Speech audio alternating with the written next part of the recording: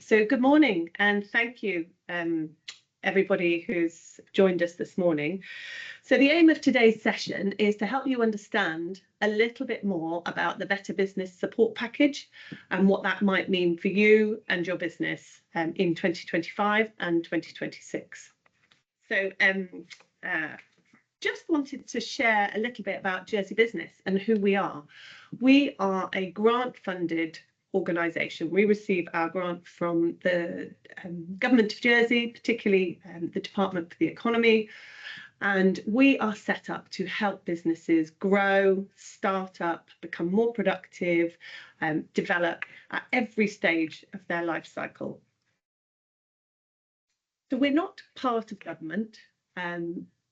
We sit independently and we are able to offer a really confidential service to all businesses on the island. My name is Jenny Smith and I head up the business support team here at Jersey Business.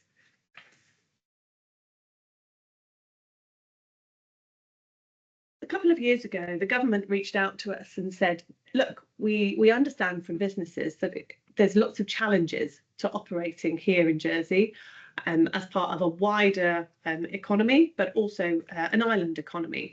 So we did a very in-depth piece of work called the Barriers to Business, and many of you participated in that, and we really thank you for sharing all of your thoughts around how government could help improve some of the ways in which we do business. So one of those things was, removing bureaucracy, and so there's lots of work that's happening behind the scenes, continuing to improve some of those processes. And one of the things that government did is reach out to us and said, look, we would like Jersey Business to run some grant schemes for us in 2025 and 2026. You may all be aware that as of April this year, the island's minimum wage will be increasing, and that's going to be to the equivalent of the living wage. So we know that that, combined with other rising costs, makes operating businesses challenging. And that's when the government decided to launch what was last year called the Living Wage Transition Fund. And it's a pot of funding that's been put together to really support businesses dealing with these rising costs. And today, I just want to share a little bit more about that with you.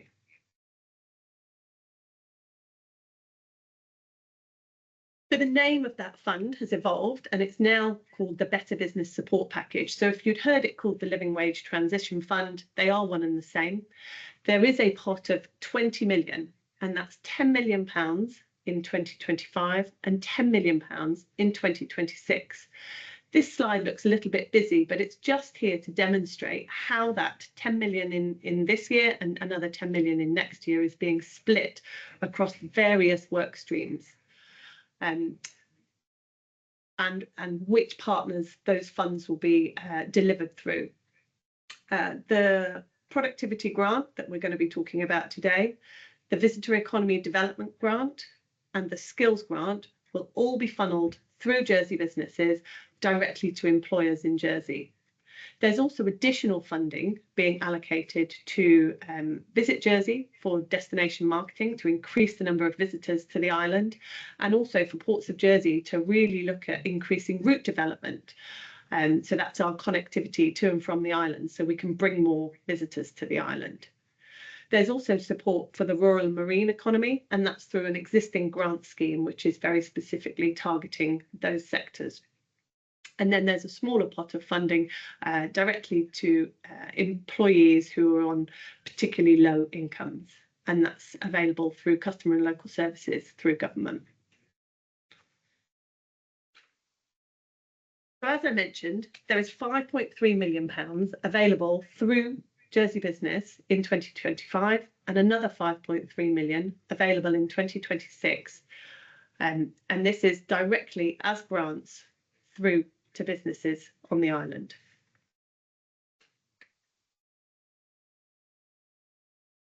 And this is how the pots of funding are split. There's £2.3 million of a productivity grant, £1 million visitor economy development grant, and a £2 million skills grant. And within that skills pot of funding, there is ring-fenced £2,000 per apprentice for recognised apprenticeship schemes in Jersey.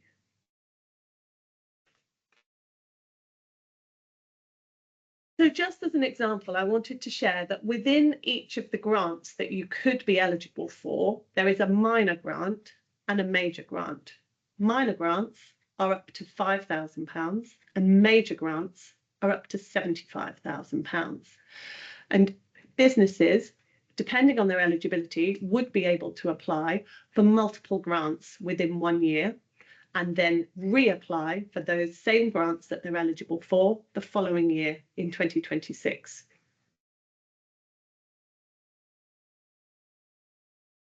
So as an example, Sam, the builder, wants to apply for a grant. Sam checks to see if she's eligible for a grant. We have an eligibility checker on our website. It's a very simple, I think it's about 6 questions, very quick. It's a little quiz, and it should tell you just high level which grants you should be eligible for. So Sam, as a builder, is eligible for the productivity grant and the skills grant. And if they have any apprentices, they can apply for £2,000 per apprentice. Another example here is Tony, who's a hotel owner, and they would like to apply for a grant. They used the eligibility checker, filled in the questions, and they were advised that they can apply for the productivity grant, also for this visitor economy development grant, because they operate as part of the visitor economy, as well as the skills grant, and if they have any apprentices. So I mentioned before that there was a minor grants pathway and a major grants pathway. And from an eligibility perspective, if you've operated for somewhere between 6 months and 18 months, you can apply for a minor grant. If you've been operating for more than 18 months as a business, you are able to apply for a major grant. The grants are based on a 50-50 basis. That means that the business needs to invest 50% of a project and the grant can fund the other 50%. So for the minor grants, that means that for a £10,000 project, you could receive a £5,000 grant and the business would be expected to put in the other £5,000. And on a major grant, you could apply for up to a project of £150,000, 75,000 of which could be grant funded and 75,000 could be funded by the business. So in terms of eligibility, there's certain criteria that you'd need to meet. And the primary one is that businesses and charities which are eligible must be registered in Jersey. Businesses have to employ a minimum of 1 person. If you remember that this pot of funding came initially from a transition to the living wage, that is why that requirement's in there, to employ 1 person. And the requirement of that is that any owners, it must be plus 1 person, and they must be employed and paid a minimum of £128 per week. You have to have been trading for a minimum of 6 months to be eligible for any grants, but as I mentioned, you have to have been operating for 18 months if you were hoping to apply for a major grant. You also have to be up to date with your tax contributions, or if you're not, you can be on a repayment plan that's working successfully for a minimum of 3 months.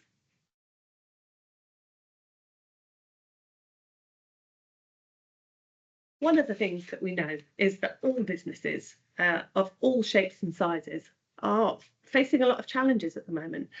And if we think about some of the challenges that are mentioned here on the slide, if we think about innovation, you know, innovation's fabulous, it's amazing, it's exciting, but it can feel really overwhelming when your competitors are doing things that you're not, particularly if it's an area that you're not particularly comfortable with. It could be technology. And the challenge is that as innovation catches on and technologies evolve, so do your customers' expectations of your business and what they want to see from you. You know, last August, I went to Japan, had a very surreal experience. We arrived at our hotel at 1:30 in the morning, children in tow, everyone tired, everyone jet lagged, checked into our hotel by a humanoid robot. It was surreal. I'm not saying you all need to rush out and buy robots, but customer expectations are changing. So if your business is standing still, you could find that you're actually moving backwards. And as new ideas come into the marketplace and competitors, it could prove a real challenge if you're not facing it. And if we think about product, what's the product your future customers are going to be looking for, wanting? What are they going to be expecting from you? As they travel the world, it's not just Jersey competitors that we need to think about. What's going to impress them enough that they become valuable repeat customers, sharing their experiences with their friends and family and recommending your business to others? Growth is really challenging for a lot of businesses at the moment. Margins are squeezed, profits are challenged. Cash, have you got access to it? Capital, can you make investments at this time? You know, interest rates are high. Lots of businesses burnt through their reserves during COVID. And even if you could access cash and capital, where would you spend it? What's going to give you the best value for money? A lot to think about. I'm sure probably everyone on this call could give many examples of the challenges they face around labour and resource, recruiting stars within your business. It's a global issue. You know, it's exacerbated by Brexit and the pandemic. I'm not saying you can all bring robots into your business, as I mentioned from the hotel experience, but if you were able to free up a little bit of your staff's time to do something that was more valuable, it's certainly worth considering.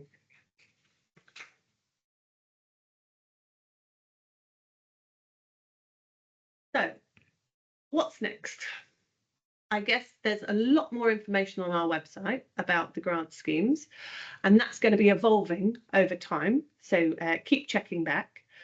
I would encourage everybody here to use our eligibility checker on our website.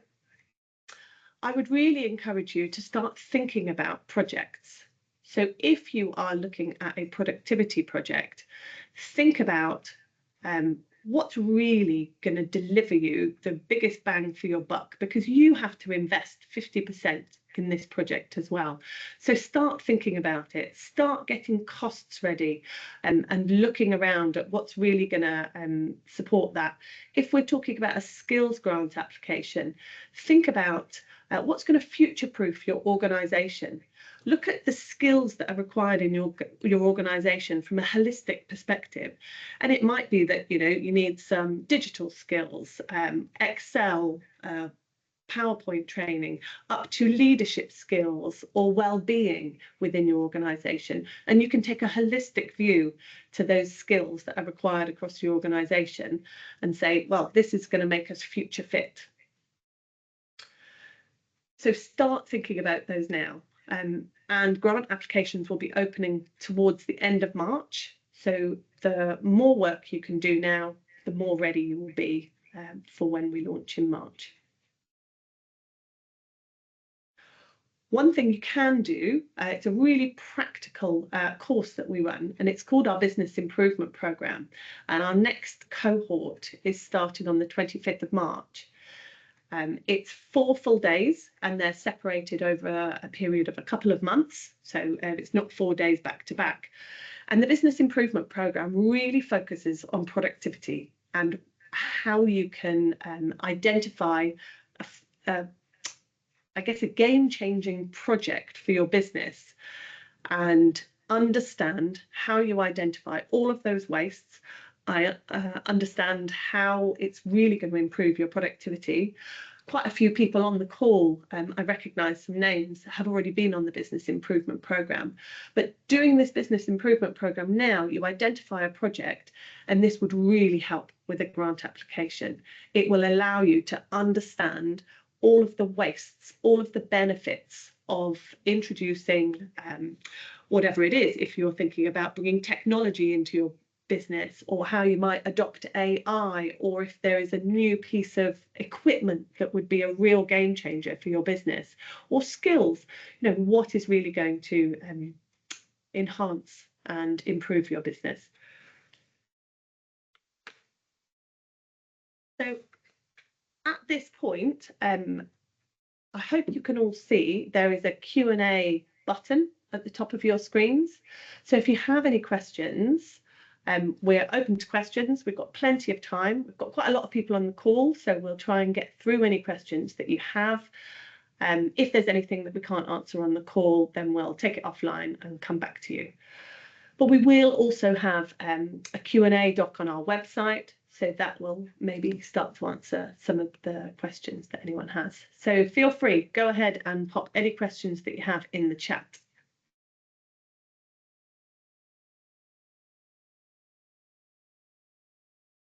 I think we have shy people on the call today.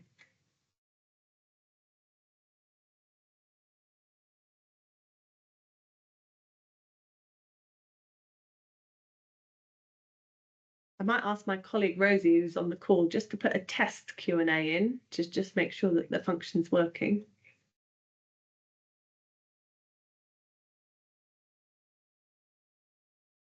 Okay, great. So we have our first question. Thank you, JP Blake, who asks, will the application form be available prior to the launch date? That's a really great question. So one of the things that we're trying to do with this application process, because it is a large pot of funding, we are aiming to make the application process as simple as possible. So we are building a portal, and that's where you'll make your application. So it's not a separate form that you would email backwards and forwards. So once we launch, the portal will open and you'll be able to fill in all of your information. You will register for an account. You'll be able to go back to the account and see at what stage your application is, where it's been reviewed, if there's any work that you might need to do on it, versus where it is in our process of review. So, and I guess one thing to add is that the information that you will need for the application will be available on our website, so you can start thinking about that.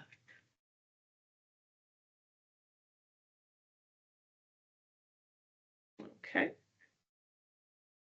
Other questions?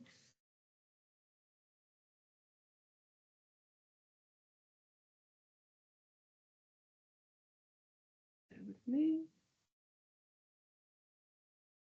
So Daniel Pezzett has asked, how do you define operating for 6 or 18 months, date of incorporation of the business or another measure?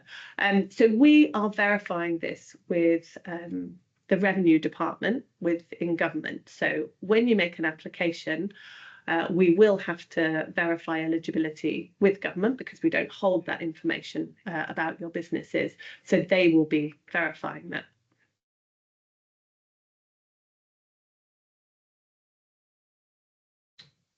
Okay, just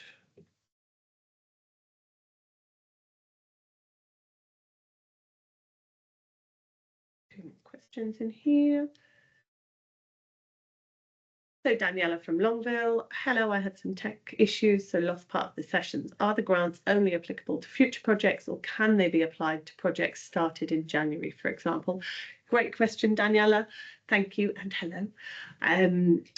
Projects cannot have started, unfortunately. It is for new projects. So when we talk about whether a project has started or not, you cannot have paid any money across and you cannot have signed a contract making a commitment. But you can have done your research before you enter into any project. Obviously, you want to understand the benefits, and that will require the research. You need to understand the costs associated to any projects. So yeah, doing your research is absolutely fine, but you can't have started and made a commitment. And Lawrence asks, what will be the timescales after launch? I'm not 100% sure which timescales you're talking about. If you're referring to once you make an application, when will you hear about it? So there isn't a set date that grants will be approved. They'll be all taken on a case-by-case basis. And some of that time will depend on the volume of applications. We have the team that we have here, so at this point we're not making a firm commitment on timescales, but once your grant is approved, you would receive payment most likely within a month or so. And the way the payments will work for each of the grant pathways, if we're talking about a minor grant, and so that's the £5,000 maximum, then the business would be expected to fund that themselves and then submit receipts, and they would be reimbursed for that money. If we're talking about the major grant pathway, then once your application is approved, you would receive half of the grant that you applied for. So that's a maximum of £37,500, because that's half of the 75. Then you would spend the 50% that the business is putting into the project. So again, that could be the £75,000 to mirror the grant. And then you would upload all of your invoices, proof that you'd paid everything you've paid up until that point, and then you would get the final half of the grant. Okay, a few more questions in here.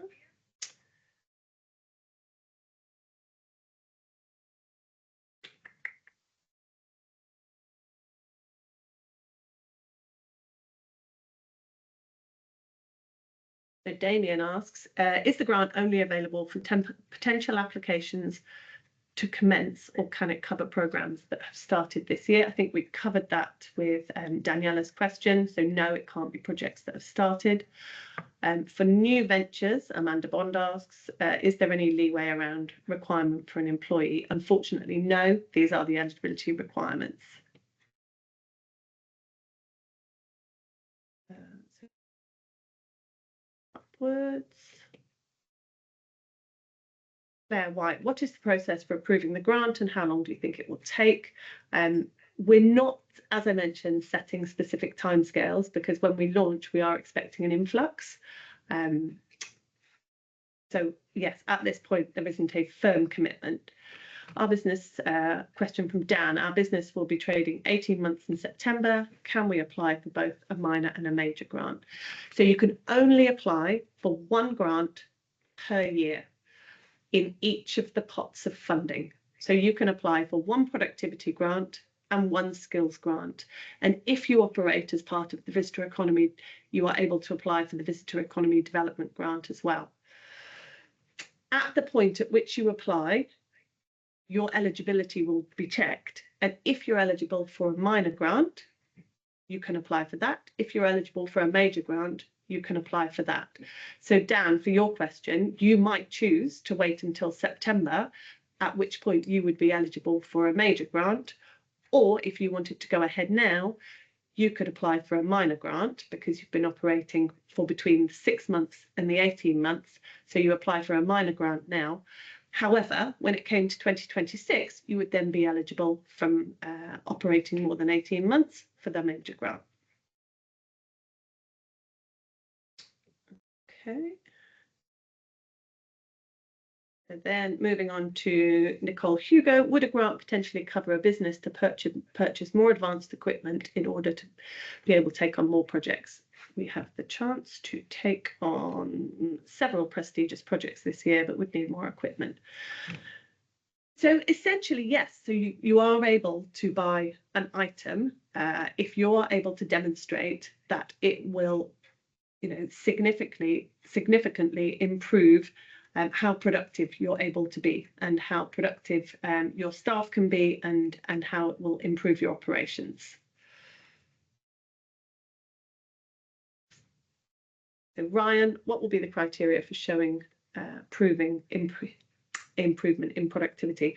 So I mentioned our productivity course, our business improvement program, and that is a course that really teaches you to understand how you measure the waste within a process.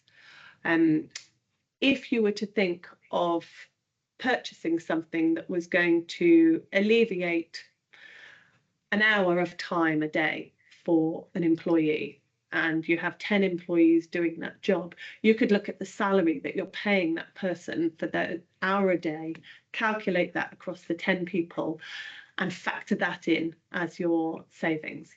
I think there's also other benefits that you should be thinking about around, your staff well-being.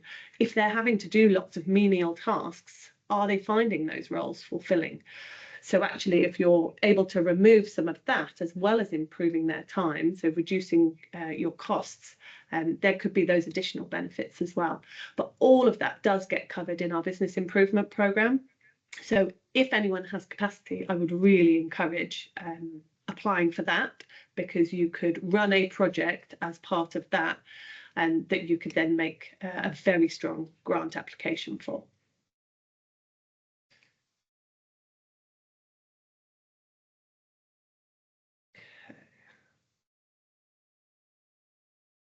Okay. So there's a question here: is £2,000 enough for apprentices, considering the government have removed training year 1 and year 2 rates, and construction industry now is struggling to employ new trainees?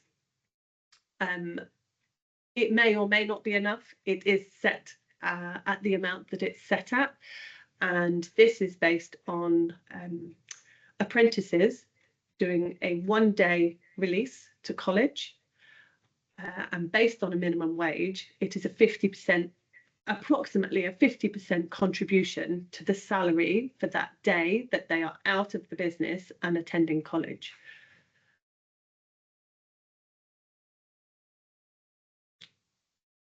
Okay, Lawrence, what will be your criteria for whether or not a grant is approved? So various elements of the application form are scored, and they will be scored by multiple people internally here at Jersey Business. And we will be looking at productivity improvements, company finances. There are various elements. So when you go through your application, you just need to demonstrate as strongly as you possibly can the benefits that you're likely to receive. So whether that is a reduction in the costs associated with your business. So that when we look at costs, that could be staff costs. It could be time spent that you're able to allocate costs to. It could be a reduction in energy. We'd also like you to look at the efficiencies of the business. So what streamlining are you able to achieve because of this project? And then thirdly, is there an uplift in your profits or your revenue? So 3 areas for you to focus on when you start thinking about these things: a reduction in your costs, so your input costs, streamlining and efficiencies, and also what it might do to increase your revenue or profit. Now, you don't have to cover all 3 of those areas, but I think it's a really helpful starting place for most of you. Okay, we've got some more questions. Just to confirm, a question from Dan: you can apply in both 2025 and 2026. Can you apply in December 2025 and January 2026? So yes, you can apply in 2025 and 2026. Your eligibility would be verified at each point. So depending on how long you've been operating, you might find that you're eligible for the major grants in 2026 that you weren't eligible for in 2025. The grant scheme will close down at a point, it's not 100% defined yet, but it's going to be mid-December, just so we can, I guess, wrap up for the year, because there is a £5.3 million pot of funding in 2025. But at that point, we're expecting to open the 2026 applications, so you can start thinking about your 2026 application. So yes, an early December application and a January application would be okay, but they do need to be for different projects.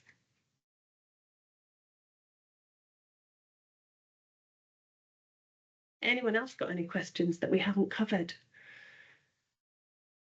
Apologies, we've muted you all, but we decided with so many people on the call, we might have mayhem otherwise.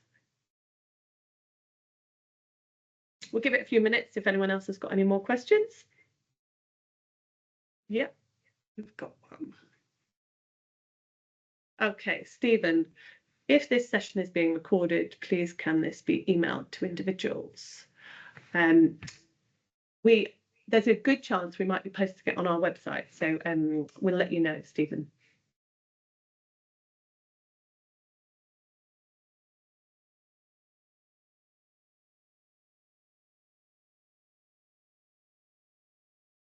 Anyone have any other questions?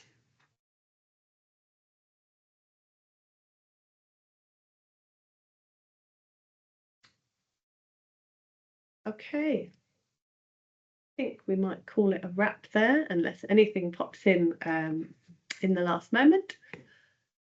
Thank you all for taking the time. I would encourage you to have a look at our website. There's more information coming frequently on there. By the end of this week, there should be some sort of questions and answers, and the questions that have been asked here today will help us feed into that, so we can help other people with the questions that you've asked.